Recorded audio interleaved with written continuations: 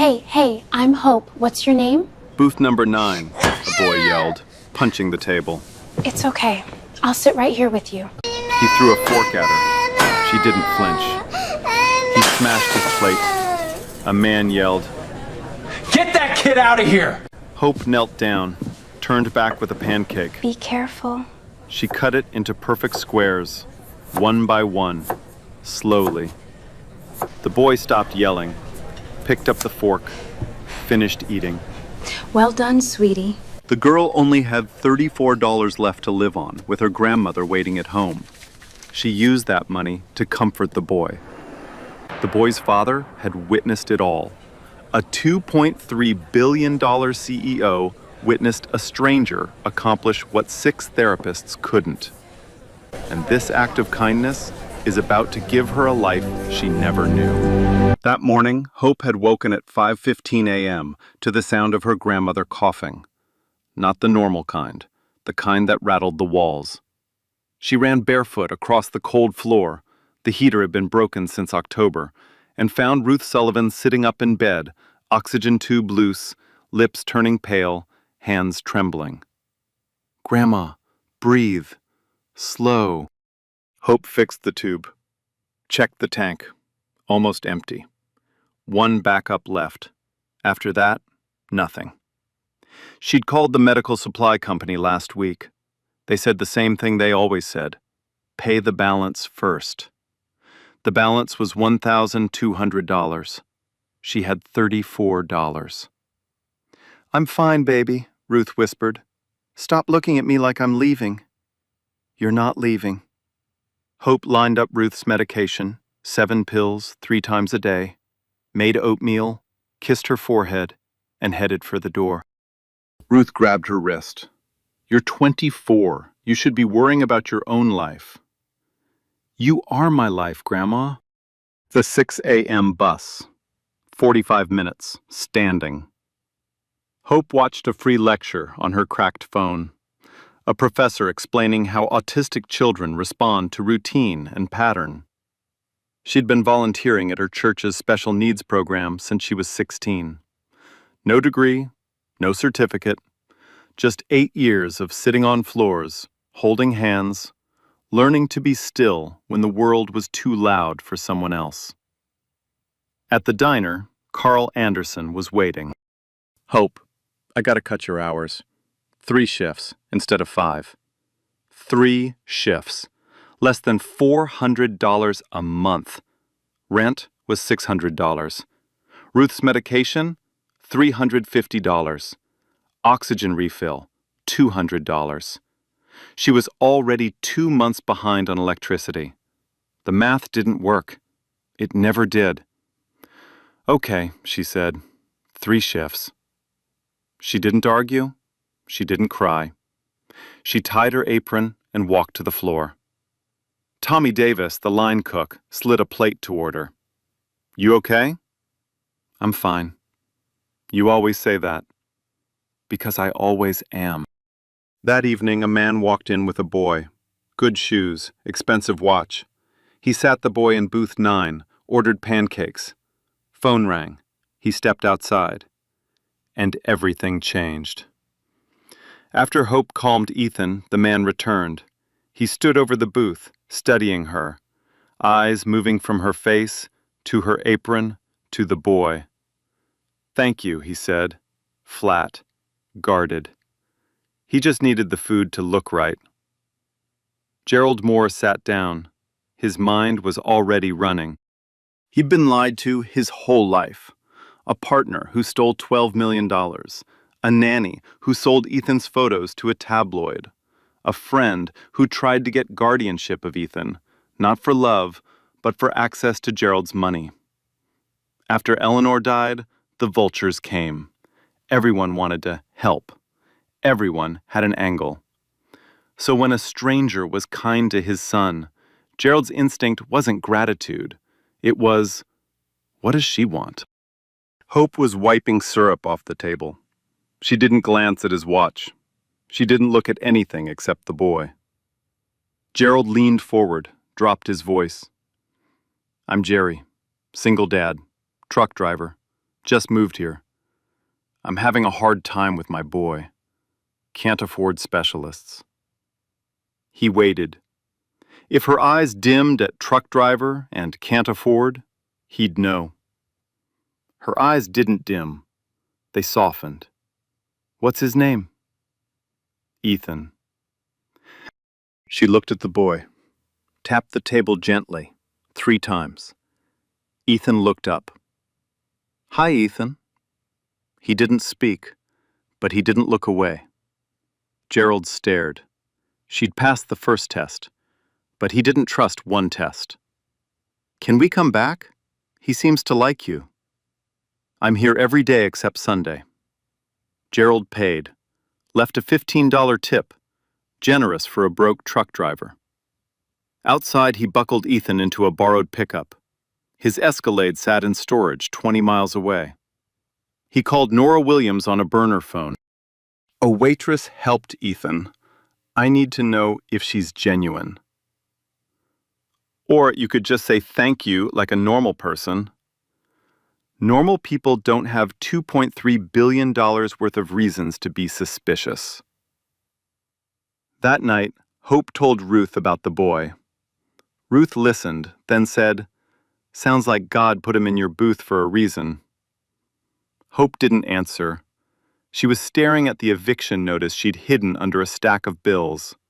3 shifts a week. A grandmother on oxygen. An empty tank. No refill coming. And tomorrow she'd tie her apron and smile like nothing was wrong.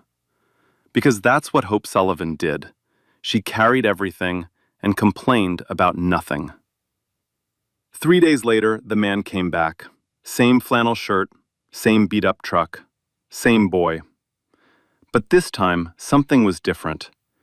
Ethan walked through the door and stopped. He scanned the room, past the counter, past the booths, past the customers, until his eyes found her. Then he walked straight to Hope and reached for her hand. The diner went silent. Tommy froze behind the kitchen window. Carl Anderson stopped wiping the counter. A woman at table 4 put her coffee down. This boy, the same boy who had thrown a fork, smashed a plate, screamed until his face turned red, had just walked across a room full of strangers and grabbed a waitress's hand. Gerald stood in the doorway. His legs wouldn't move. "He doesn't do that," he said. His voice cracked. "He doesn't go to people. 6 therapists, 2 years, not one of them could get him to do that." Hope knelt down. She didn't force eye contact. She held Ethan's hand and tapped his palm, 3 times, soft and steady. Ethan tapped back, 3 times. Gerald's chest tightened. He'd spent $80,000 on specialists with degrees and treatment plans. Not one of them thought to just hold his son's hand and tap. He sat down in the booth. The lie came easier this time. "Listen, I lost my wife 2 years ago. Can't hold a job because Ethan needs constant care. Insurance dropped us. We've been moving from town to town, just trying to survive." Every word was fiction, but he watched Hope's face like a man reading a verdict. Hope didn't look at him with pity. She looked at him with recognition, like she knew what it meant to carry something too heavy to put down, but too precious to let go. "Would you," Gerald hesitated, "would you be willing to spend some time with him, outside of work? I can pay you $50 a week. It's all I got." Hope looked at this tired man in his worn-out flannel. She looked at the boy still holding her hand. "Keep your money, Jerry.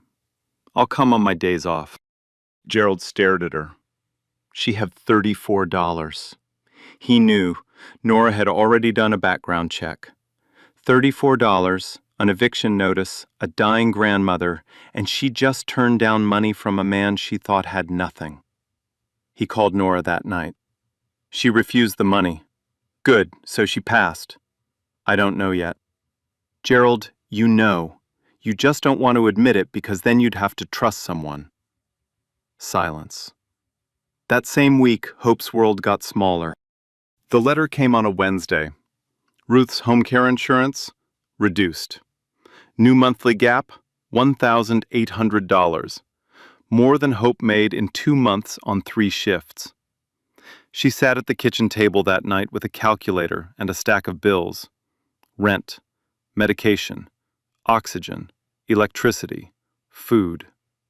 No matter how she arranged the numbers, there were always more bills than dollars. Thursday morning, she walked into a pawn shop on 5th Street. She placed her mother's bracelet on the counter, a thin gold chain with a small heart pendant, the only thing she had left of the woman who gave birth to her and died before Hope turned 3. The man behind the counter turned it over. $60. She took it. She used $45 to buy sensory toys, textured fabrics, and wooden blocks for Ethan. She picked each item carefully, smooth surfaces, soft edges, nothing that would overwhelm. She spent money from selling her dead mother's bracelet on a stranger's child. Let that sit for a second. Saturday morning, she showed up at Jerry's rented house with 2 plastic bags. Gerald opened the door. "Where'd you get all that?" "Dollar store had a sale," she lied. She smiled when she said it, like it was nothing, like she hadn't just sold the last piece of her mother to buy blocks for a boy she'd met twice. She lied to protect a man who was lying to her. Neither of them knew it yet. Gerald watched her set up the living room, arranging blocks by color, laying out fabrics by texture, building a small, organized world for his son to feel safe in. He called Nora that night. His voice was barely a whisper. She spent her own money. She refused mine and spent her own. Hope didn't have a method. She had patience. Every Saturday, she showed up at Jerry's rented house at 9 a.m. sharp. Same 2 plastic bags, whatever she could afford that week. Sometimes new blocks, sometimes just crayons and paper. Once, she brought Ruth's old wooden spoons because she'd noticed Ethan flinched at plastic, but relaxed when he held something smooth and wooden. She watched him the way most people don't bother to watch, not with clinical distance, with curiosity, with care. She noticed he calmed down when things came in patterns, so she built patterns everywhere, tapping rhythms on the table, arranging blocks in rows of 3, cutting food into identical pieces. She turned the chaos of his world into something predictable. She noticed he couldn't say what he needed, so she invented a language. She sat beside him and drew simple pictures. An apple meant hungry. A bed meant tired. A door meant outside. She slid the paper to him. He stared at it for a long time. Then, one Saturday, he picked up a crayon and drew a circle and pointed at his cup. Circle meant water. Ethan was talking, not with words, but talking. She created a tapping system, their private code. 1 tap, yes. 2 taps, no. 3 taps, I'm okay, I'm here. When Ethan had meltdowns, throwing things, screaming until his throat went raw, Hope didn't restrain him. She didn't leave.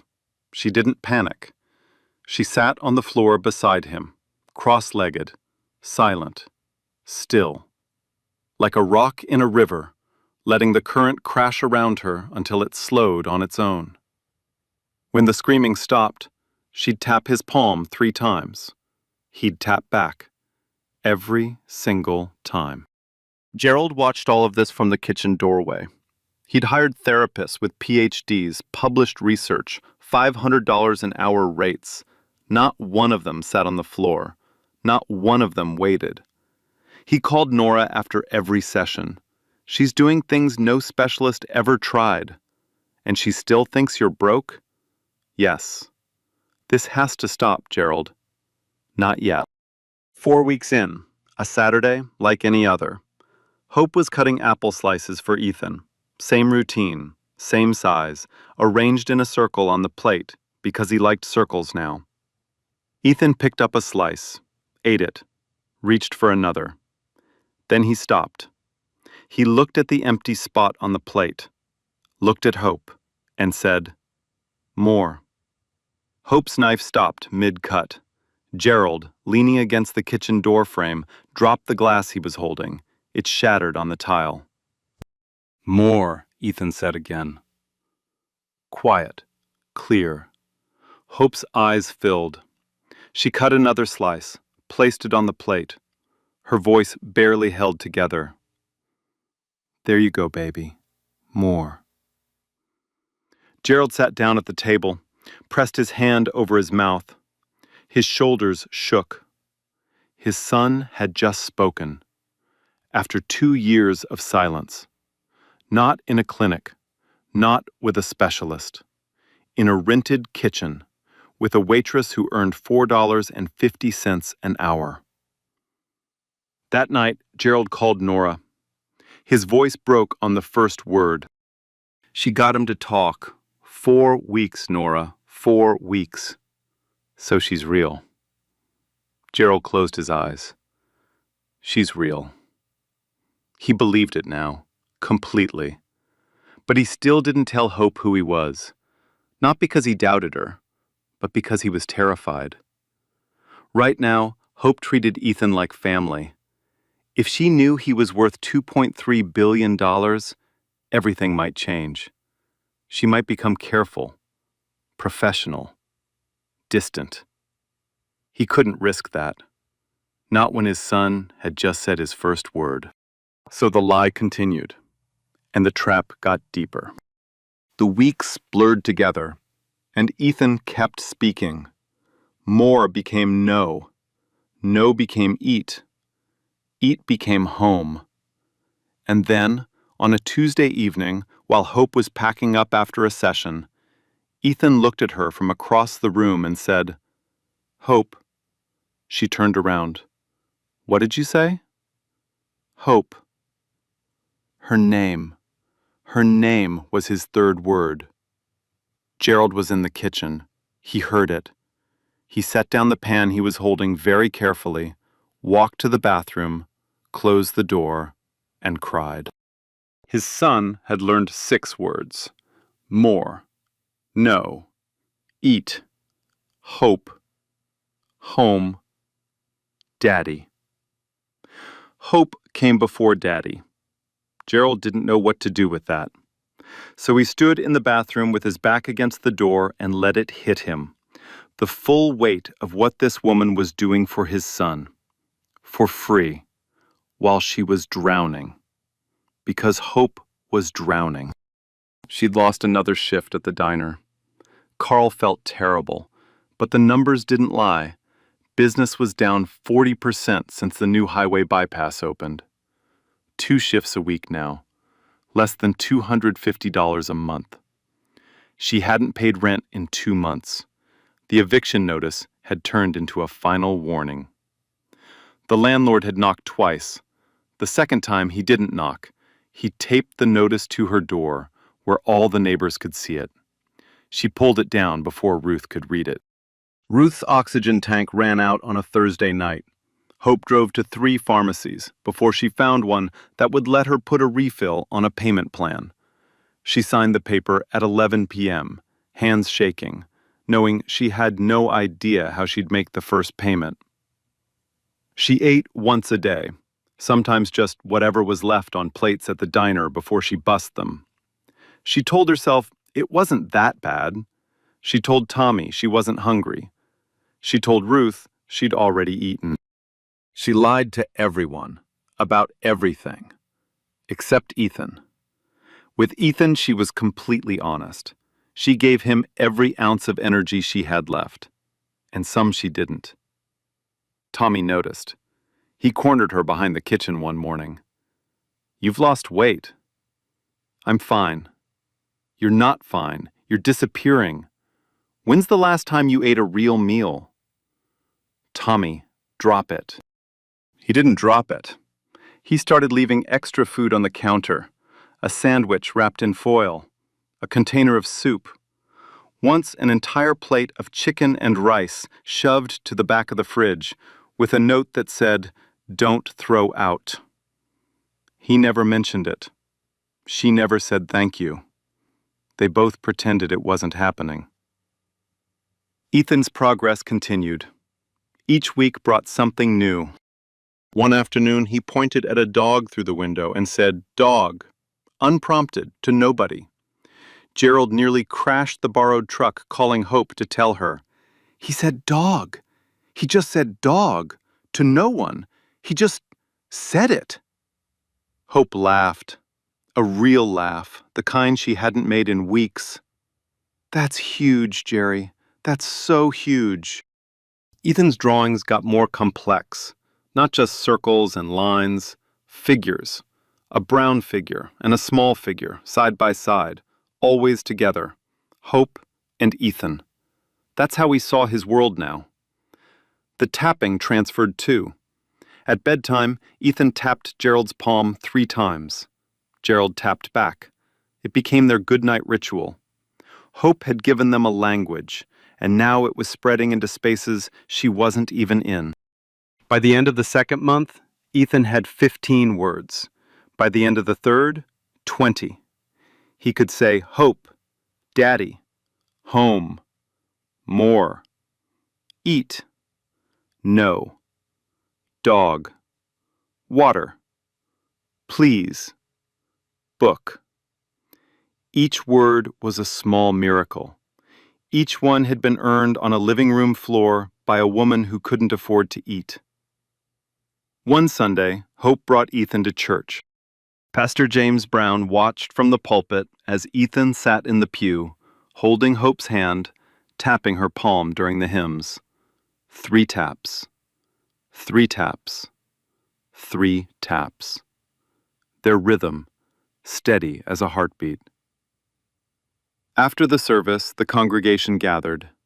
They'd watched Hope volunteer with special needs kids for years. But this was different. This boy was attached to her in a way none of them had seen before. Ruth came in her wheelchair, oxygen tube in her nose, Bible in her lap. She wheeled herself right up to Ethan and held out her hand. Ethan studied her. This new person, this stranger with tubes and wrinkles and a voice he'd never heard. He reached out and tapped her palm. 3 times. Ruth's eyes filled. Her chin trembled. She looked at Hope, then back at the boy. "Oh, this child speaks just fine. You just got to learn his language."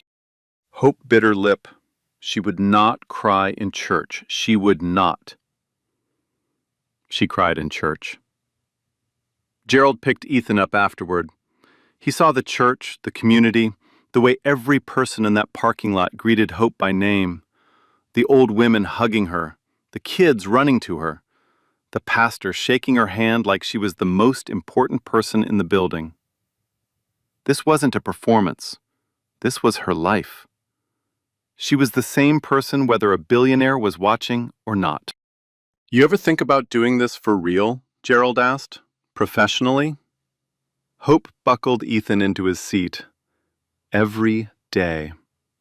"So why don't you?" She smiled, the kind of smile that carried weight. "Dreams don't pay rent, Jerry." Gerald drove home in silence. He could change her life with one phone call. But the longer the lie lived, the harder the truth got. That week, the cracks started showing. Gerald's phone rang during a session. The screen flashed Grandview HQ before he could grab it. Hope saw the name. She Googled it later. Grandview Enterprises, major logistics company. Didn't connect it to Jerry. Why would she? He slipped with his language. Stakeholder engagement once. Quarterly projections another time. Hope tilted her head the way she did when something didn't add up. New sensory equipment appeared. High-end stuff in premium packaging. A weighted compression vest that retailed for $180. "Where'd this come from?" Hope asked. "Craigslist," Gerald said. "Too fast." Hope looked at him a beat too long, then let it go. Nora accidentally called the house. Hope answered. "Hello?" Click. Deadline. "Jerry, someone called and hung up." "Scam call." Hope nodded. But she didn't stop looking at the phone. Each crack was small, forgettable on its own, but they were adding up. Quiet proof that something about Jerry's story didn't fit. And those same cracks, the phone, the language, the expensive equipment, the hang-up call, someone else would notice them too. Someone who wasn't as forgiving as Hope. Someone who was already watching. For a little while, things felt almost okay. Saturdays became sacred. Hope arrived at 9. Gerald cooked while she worked with Ethan. They fell into a rhythm, the three of them, like a song that nobody had written but everyone knew the words to. Ethan's vocabulary hit 20 words. He said home the first time he walked into Hope's apartment. He said grandma the first time Ruth handed him a cookie. Ruth nearly dropped her oxygen tube. "He called me grandma," she whispered to Hope that night. "That boy called me grandma." "I heard, grandma. Don't you get smart with me." Gerald started laughing during dinners. Real laughter, the kind that came from the gut, not from politeness. He hadn't laughed like that since Eleanor. Hope told stories about the diner, the regulars, Tommy's terrible jokes, the time Carl accidentally served decaf to the entire morning rush and didn't understand why everyone was falling asleep. Gerald told stories too, carefully edited ones. Truck routes he'd never driven, towns he'd never lived in, a life he'd never lived. The lies came so naturally now that sometimes he forgot they were lies. One evening, Ethan fell asleep on the couch between them, his head on Hope's lap, his feet on Gerald's leg. The television was off. The house was quiet. Just the sound of a boy breathing. Gerald looked at Hope. "Why do you do this? You don't owe us anything." Hope was stroking Ethan's hair. She didn't look up. "My grandmother always says, the world doesn't owe you kindness. That's exactly why you give it away." Gerald was quiet for a long time. "She sounds like someone I would have liked to know." "She would have fed you. She feeds everybody." They sat there, two people on a couch with a sleeping child between them. One of them had $2.3 billion. The other couldn't make rent. And in that moment, none of it mattered. But moments don't last. And the person who was watching? She'd seen enough. She'd made her decision. And what she was about to do would tear all of this apart. Every Saturday, every word, every tap, and leave Hope Sullivan standing in the wreckage, wondering what she did wrong. Victoria Caldwell arrived on a Wednesday. She drove a silver Mercedes, parked it 2 blocks from the rented house, and watched from behind tinted windows. She'd been Eleanor's sister. She'd been fighting for custody of Ethan for 2 years. And she'd heard through a family contact that Gerald had been spending time in some rural town with a woman involved with Ethan. Victoria didn't call Gerald. She didn't ask questions. She drove straight there. What she saw? A small rundown house, a beat-up pickup truck, and a young black woman walking up the front steps with a key, letting herself inside, alone with a white child. Victoria watched for 2 hours. She saw Hope through the window, sitting on the floor with Ethan, arranging blocks, drawing pictures, tapping his palm. She saw the boy laugh. She saw the woman hold him. Victoria didn't see love. She saw danger. She asked around town. At the diner, she introduced herself as a concerned family member. She asked about Hope. "Hope? She's the best person in this town," Carl Anderson said. "She's been spending a lot of time with a man and his son," Victoria pressed. "Don't you think that's unusual?" Carl stared at her. "I think it's kind." But Victoria found what she was looking for at the gas station. A woman filling up her tank said, "Yeah, I've seen her going in and out of that house, alone with that kid for hours. It's a little strange if you ask me." That was enough. Victoria didn't talk to Hope, didn't talk to Gerald, didn't watch a single session, didn't see the drawings, the tapping, the 20 words. She filed a complaint with Child Protective Services. The complaint stated, an unqualified, unlicensed stranger was providing unauthorized therapy to a vulnerable, special needs child. The father appeared financially unstable. The woman's motives were unclear and potentially exploitative.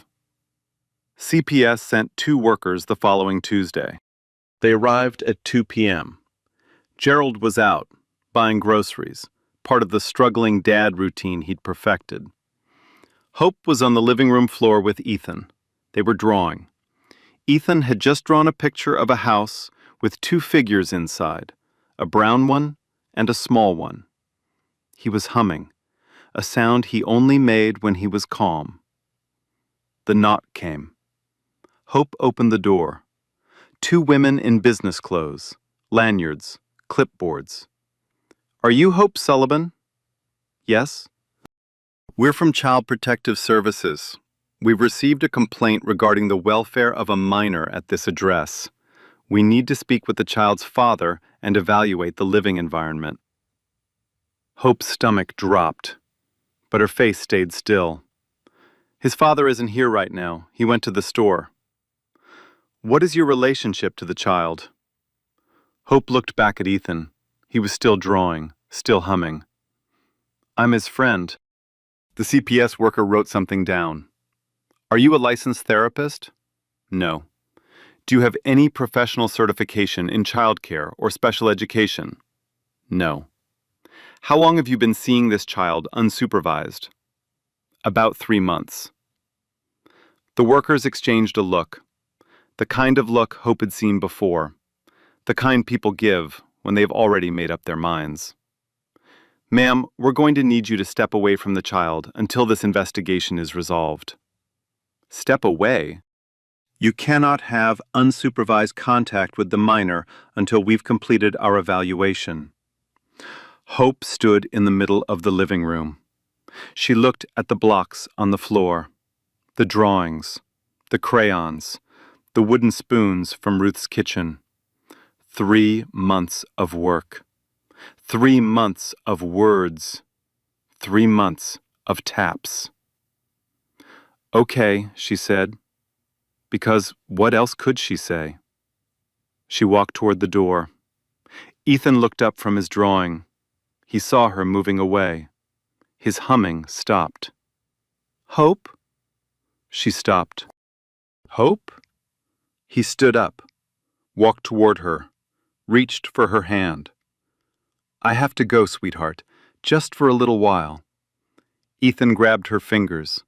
She gently pulled them free, one by one. He screamed. Not a tantrum, not a meltdown, a scream that came from somewhere deeper. The sound of a child who had finally found the one person who understood him, watching her walk away. Hope stood on the porch. The door closed behind her. She could hear him screaming through the wood. Her hands were shaking. Her jaw was locked. Every cell in her body was telling her to go back inside. She didn't. Because going back would make it worse. She knew the system. She knew how it worked. A young black woman forcing her way back into a house with a white child during a CPS investigation. She knew exactly how that story would end. So she walked to the bus stop, sat down, and stared at nothing. Gerald came home 20 minutes later, grocery bags in hand, CPS workers in his living room, his son on the floor, rocking, silent. The screaming burned out of him. They explained the complaint. Gerald's vision went red. But he was trapped. If he revealed his real identity now... "Actually, I'm a billionaire CEO who's been pretending to be poor for 3 months." It wouldn't clear Hope. It would make everything worse. It would look like an elaborate scheme involving a child. He called Hope that night. "They think I'm hurting him, Jerry." Her voice was flat, empty. "They think I'm using him." "You know that's not true." "What I know doesn't matter. What they believe does." Tommy sat with her on Ruth's porch that evening. He didn't say much, just sat there. Ruth called from inside. "Hope, you didn't do wrong. Don't you sit out there getting small." Over the next 3 days, Gerald watched his son vanish. Ethan stopped saying Hope. Then he stopped saying Daddy. Then he stopped saying anything at all. The 20 words, gone. The drawings, gone. The tapping. He wouldn't even look at Gerald's hand. He sat in the corner of the living room, rocking, staring at nothing. The same boy he'd been before Hope walked into booth 9. 3 months of progress, erased in 72 hours. Gerald sat on the kitchen floor of the rented house, the same floor where Hope used to sit during Ethan's meltdowns, and called Nora. "I caused this. My lie caused this." Nora didn't comfort him. She didn't soften it. "Then end the lie, Gerald. Right now. Before you lose them both." Gerald didn't sleep that night. He sat in the rented house, the house that was never really his, in the life that was never really his, and made a list. Not on paper, in his head. The kind of list a man makes when he's about to blow up everything he built. Step 1, tell Hope. Step 2, tell CPS. Step 3, face Victoria. Step 4, live with the consequences. He called his personal attorney at 6 a.m., then his corporate legal team, then Nora. "I'm ending it today." "Good," Nora said. "What do you need?" "Everything. Every piece of evidence that proves Hope Sullivan is exactly who she says she is." By noon, Gerald had assembled it all. Video recordings, time-stamped, that he'd been taking from the kitchen doorway for 3 months. First clip, Ethan, rocking, nonverbal, unreachable. Last clip, Ethan saying, "Hope, more please," and laughing. The transformation was undeniable. Written reports from 6 previous therapists, all confirming 2 years of zero progress. 2 of them had recommended residential placement. All 6 had given up. Financial records proving Hope had received no significant money from him. No payments, no transfers, no gifts. She had refused the $50 a week he offered. She had spent her own money from selling her dead mother's bracelet, on supplies for his son. Character testimony. Signed letters from Pastor James Brown, Carl Anderson, Tommy Davis, and 5 church members who had known Hope Sullivan for years. He had the evidence. Now came the hard part. He called Hope at 9 p.m. She was sitting in the dark. Ruth was asleep. The apartment was quiet except for the hum of the oxygen machine.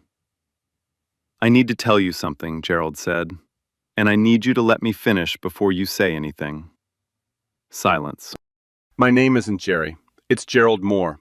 I'm the CEO of Grandview Enterprises. My net worth is $2.3 billion. Silence. "The flannel, the truck, the house, it's all a disguise. I've been pretending." Silence. "When I walked back into that diner and saw you with my son, my first thought was, she knows who I am. She's playing me. Because that's what people do. They always want something. So I decided to pretend I had nothing and see if you'd still care." He paused. "You cared more." The silence on Hope's end lasted so long that Gerald checked if the call had dropped. Then she spoke. Quiet, steady, like a blade wrapped in cloth. "So every time I turn down your money, Every time I bought Ethan something with my own paycheck, you could have paid for all of it. Yes. You could have paid for my grandmother's oxygen. Yes. You could have paid my rent, my electricity. You could have stopped the eviction. Yes. You watched me sell my mother's bracelet, the only thing I had left of her, so I could buy your son some blocks. And the whole time, you had $2.3 billion. Gerald closed his eyes. Yes. Why? Because I needed to know you were real. And what did that cost, Gerald? What did it cost to find out I was real? Her voice cracked for the first time. It cost me everything. My bracelet, my rent, my dignity. 3 months of my life that I gave for free.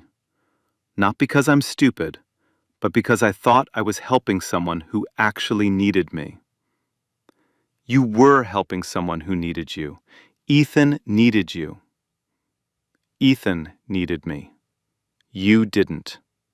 You just needed proof. And I was your experiment. Gerald had no answer, because she was right. You know what hurts the most, Hope said? It's not the money.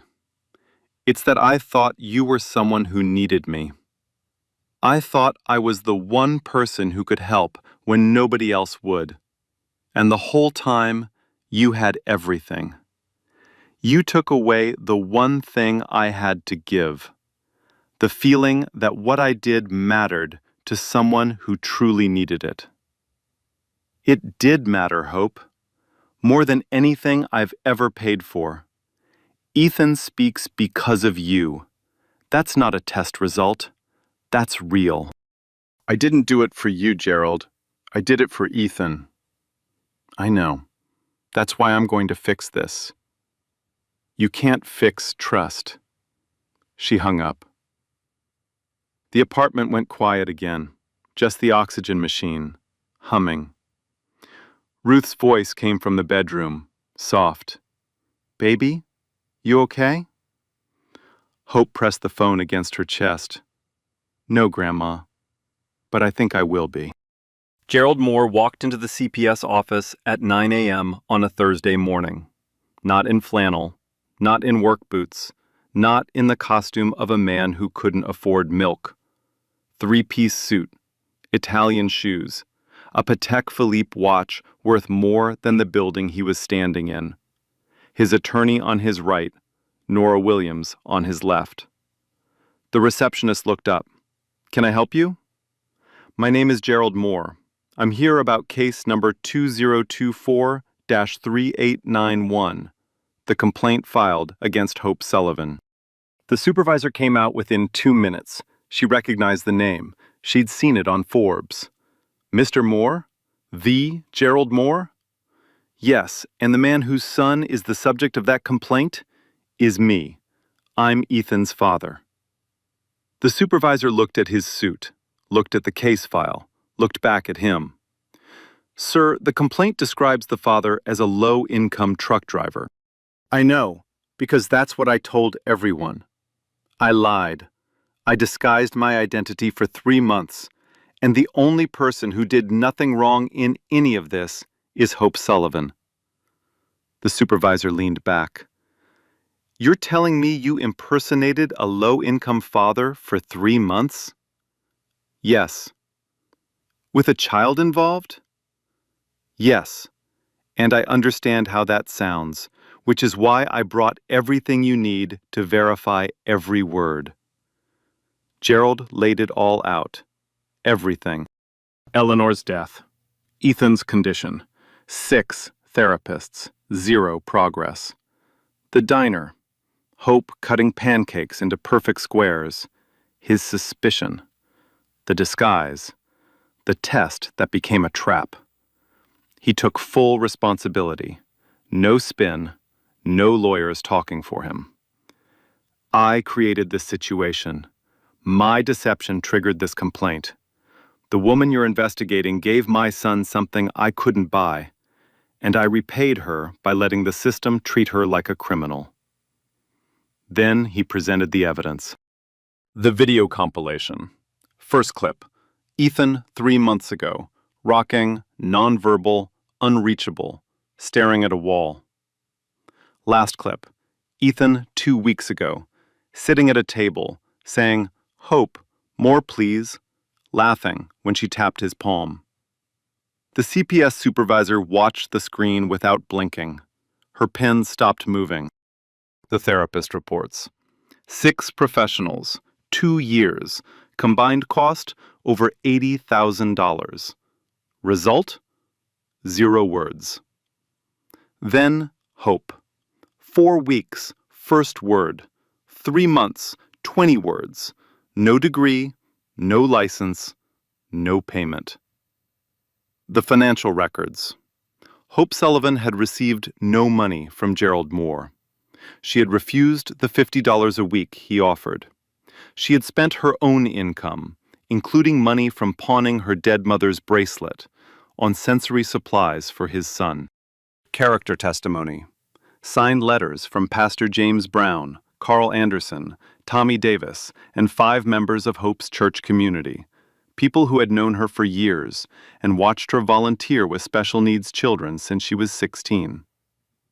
Gerald looked at the supervisor. "You received a complaint that an unqualified woman was endangering my child. I'm here to tell you she is the most qualified person my son has ever known. She didn't have a degree. She had patience. She had instinct. She had love.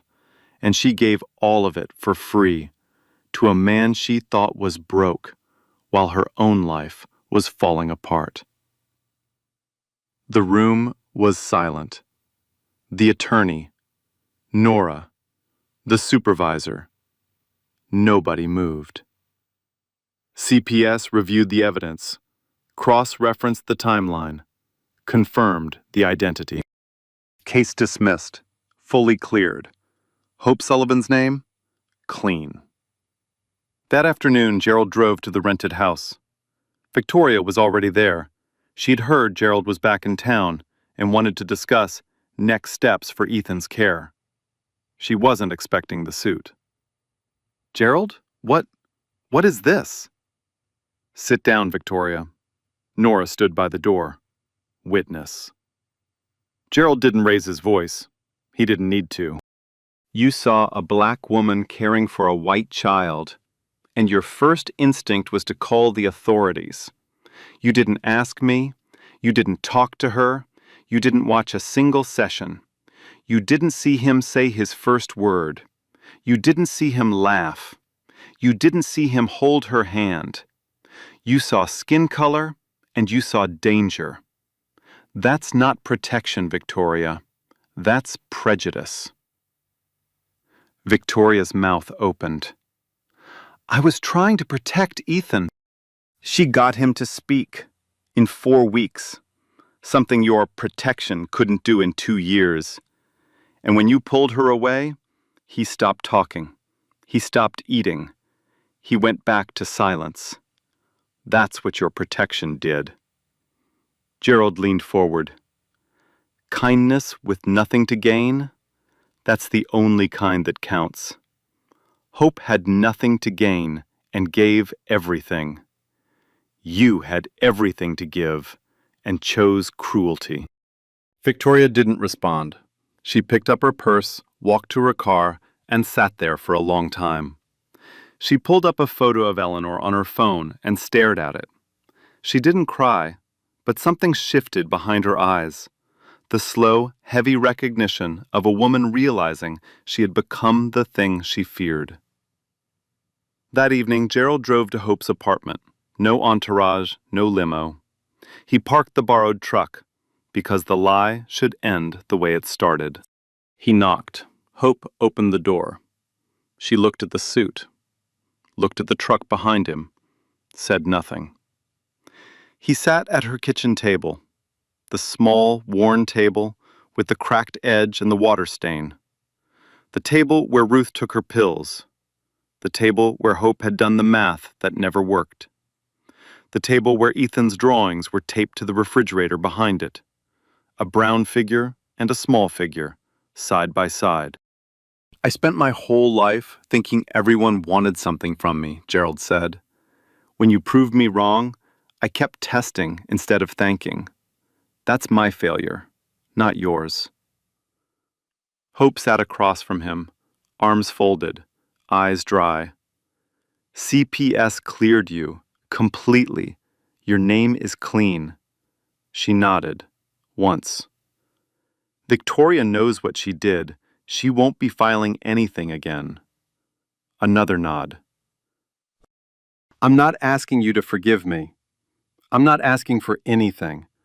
I just need you to know that what you did for Ethan, it was the most real thing that's happened in my life since Eleanor died. And I almost destroyed it because I couldn't believe someone could be kind without a reason. Hope unfolded her arms, not softening, just tired. I believe Ethan is real, she said. Everything between me and that boy, that was real. That's enough for now. Gerald reached into his jacket and pulled out an envelope. Thick, heavy. He set it on the table between them. When you're ready. Hope looked at the envelope. She didn't touch it. Gerald stood up, looked at the drawings on the fridge one more time. The brown figure, the small figure, always together. Hope? She looked up. I'm sorry. Not the kind of sorry that fixes things. The kind that knows it can't. He walked out, closed the door behind him. Hope sat at the table alone, the envelope in front of her, the oxygen machine humming in the next room, Ruth breathing, the apartment quiet. She didn't open it, not yet. She just sat there in the silence and let the weight of 3 months finally land. She opened it at midnight. Ruth was asleep. The apartment was dark except for the kitchen light, the one with the flickering bulb Hope kept meaning to replace but couldn't afford. She sat at the table, slid her finger under the flap, pulled out the contents. A check. She looked at the number, looked again, held it closer to the light because she thought she was miscounting zeros. $500,000.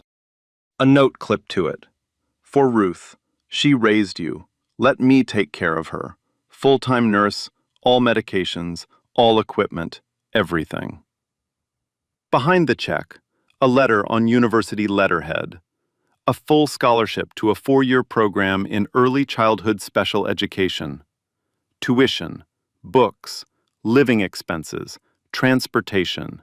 Every line item covered. Behind the letter, a job offer. Director of the Grandview Foundation's new Children's Development Initiative. A national program designed to bring community-based, compassionate care to special needs children across the country. Starting after graduation, full salary, full benefits, creative control. Behind the job offer, a handwritten note. Gerald's handwriting. Uneven, like he'd written it more than once. Kindness with nothing to gain. That's the only kind that counts. You taught me that. Now let me give something back. Gerald. Hope read it again, pressed the note against her chest and closed her eyes. She stood up, walked to Ruth's bedroom. Ruth was awake. She was always awake when Hope needed her to be. Hope set the check on her lap. Ruth reached for her glasses, put them on, read the number, took the glasses off, put them back on, read it again. She looked at Hope over the rims. Baby, what on earth did you do? Hope smiled, the kind of smile that breaks and heals at the same time. I cut some pancakes, Grandma. 6 months later, Gerald's kitchen. Not the rented house, his real home. Warm light, Ethan's drawings covering every wall, crayons on the counter, wooden blocks stacked in the corner. Hope walked in carrying a bag of groceries and a textbook under her arm. First semester of college. She looked different. Not richer, not fancier, just lighter, like someone who'd finally set something heavy down. Ethan saw her from across the room. He stood up from the table, walked toward her, and in a clear, full sentence, the kind that 3 months ago was impossible and 6 therapists said might never come, he said, "Hope, I made something for you." He held up a drawing, 3 figures standing inside a house, a tall one, a small one, a brown one. Above them, in wobbly handwriting, one word, family. Hope knelt down, took the drawing, held the boy. Gerald stood in the doorway. He didn't say anything. He didn't need to. She didn't save him. He didn't save her. They found each other at a booth in a roadside diner on a rainy Tuesday night, and neither one let go. Gerald Moore had $2.3 billion and couldn't buy what his son needed. Hope Sullivan had $34 and gave it freely. The world tested her. Poverty, suspicion, a man who hid behind a lie because he couldn't believe kindness was real. Every time she chose the same thing. Show up. Be kind. She didn't pass a test. She proved some people don't need one. Ethan's drawing, 3 figures, 1 word, family, is still on Hope's refrigerator, next to her college letter, and a photo of Ruth, smiling. Something about this story won't leave me had. Sick therapist, $80,000, 2 years, razor worse. And then Waitress with $34 in her pocket sat on the floor, held a little boy's hand, and she started talking. No degree, no certification, no fancy method, just patience, the presence, the love, and that taught me something. The world tells us we need 2 qualifications to care. We need a title to have. We need permission to make a difference. But that's a lie. The most powerful thing you can give someone isn't your resume. It's your time, your attention, your willingness to sit on the floor and just be there. That's it. And sometimes that's worth more than any degree money can buy. But here's what really gets me. Hope was drowning. Empty fridge. Eviction notice. Grandma's oxygen running out. And she still show up every Saturday for free because it's never about her. It was about a little boy who needed somebody to stay. And she stayed. Stop telling yourself you are not qualified enough to have. Stop waiting until your whole life is perfect before you show up for someone else. It never be perfect. Show up anyway. Like, share, and subscribe. Real stories, real justice every week. And remember, you don't need a degree to change your life. You just need to stay when everyone else leaves.